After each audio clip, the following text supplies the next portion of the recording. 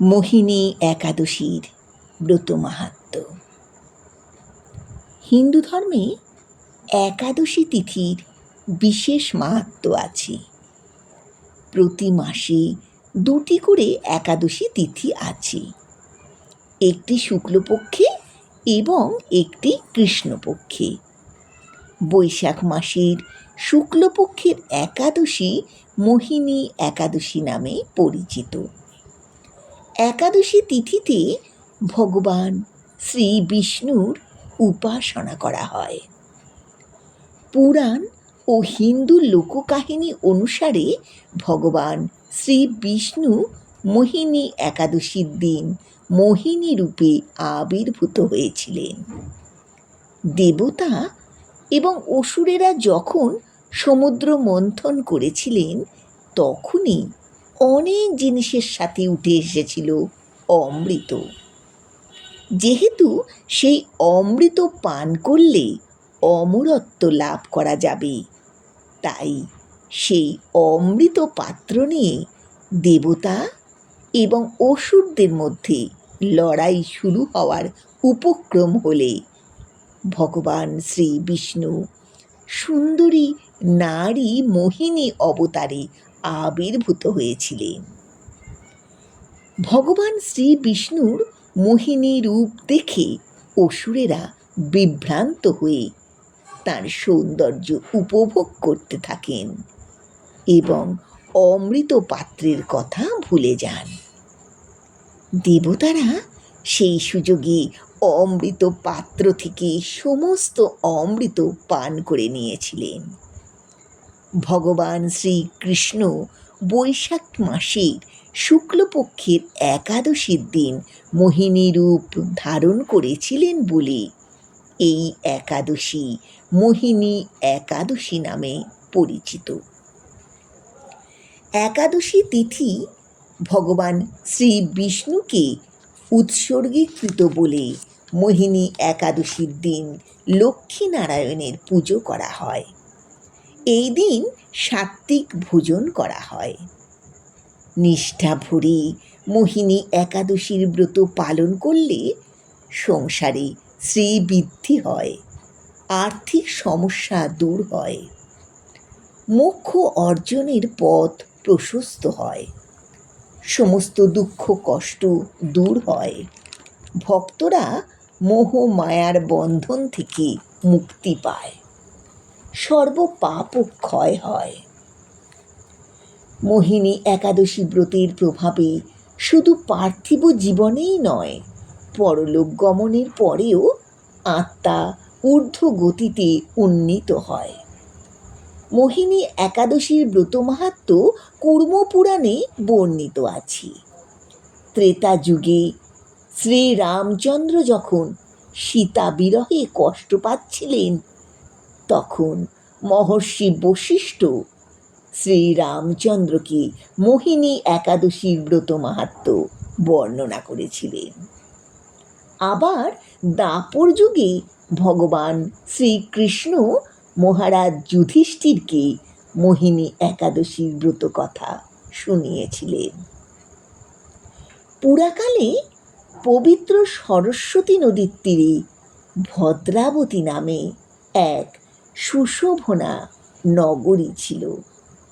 সেখানে রাজত্ব করতেন চন্দ্রবংশজাত রাজা ধৃতিমান। সেখানেই বাস করতেন ধনপাল নামে এক বৈশ্য।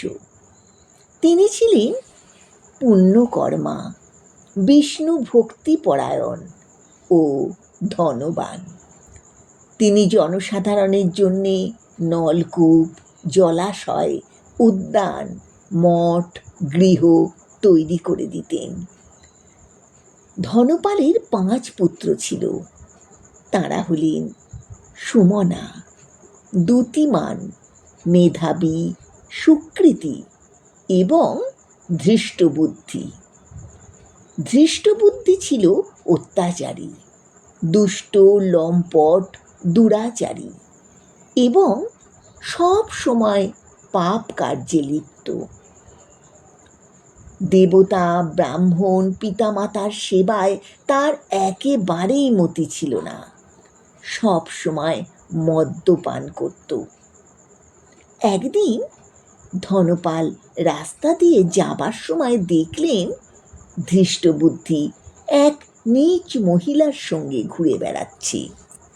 নির্লজ্জ পুত্রের এই কুস্বভাব দেখে তিনি তার পুত্র ধৃষ্টবুদ্ধিকে বাড়ি থেকে তাড়িয়ে দিয়েছিলেন। তার আত্মীয় স্বজনরাও তাকে পরিত্যাগ করেছিল। অর্থাভাব শুরু হলে তার অসৎ বন্ধুরাও তাকে পরিত্যাগ করেছিল। অন্নবস্ত্রহীন ধৃষ্টবুদ্ধি ক্ষুধার তৃষ্ণায় কাতর হয়ে নিজের গ্রামে চুরি করতে শুরু করেছিল। রাজপ্রহরী তাকে বন্দি করে রাজার কাছে নিয়ে এলে রাজা পিতার সম্মান রক্ষার্থে তাকে ছেড়ে দিয়েছিল। কিন্তু পুনরায় সে চুরি করলে রাজা তাকে কারাগারে আটকে রেখেছিলেন এবং বেত্রাঘাতের আদেশ দিয়েছিলেন। জেল থেকে ছাড়া পেয়ে ধৃষ্টবুদ্ধি বনে প্রবেশ করেছিল এবং পশু পাখি হত্যা করে তাদের মাংস খেয়ে অতি দুঃখে পাপময় জীবন কাটাতে লাগল। এইভাবে ঘুরতে ঘুরতে একদিন ধৃষ্টবুদ্ধি কৌন্ডিন্য ঋষির আশ্রমে এসে উপস্থিত হল। সেই সময় ঋষিবর গঙ্গা স্নান করে আশ্রমে ফিরছিলেন। ঘটনাক্রমে ঋষির বস্ত্র থেকে এক বিন্দু জল ধৃষ্টবুদ্ধির গায়ে পড়ল।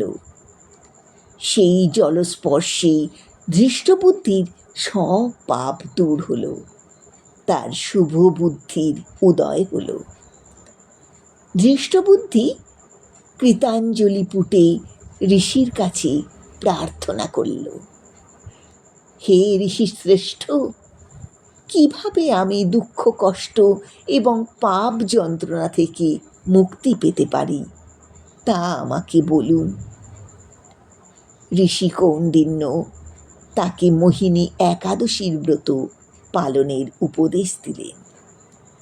মোহিনী একাদশীর ব্রত পালন করে ধৃষ্টবুদ্ধি সমস্ত পাপ থেকে মুক্তি পেল, দিব্য দেহ লাভ করল এবং শেষে গরুড়ে আরোহণ করে বৈকুণ্ঠ ধামে গমন করল।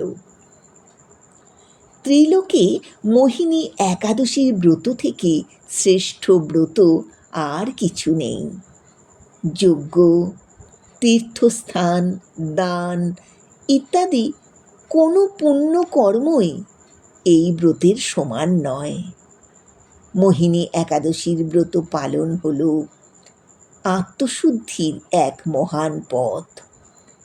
হিন্দু সনাতন ধর্মে মোহিনী একাদশীর গুরুত্ব এবং প্রভাব অনন্য এবং অসাধারণ।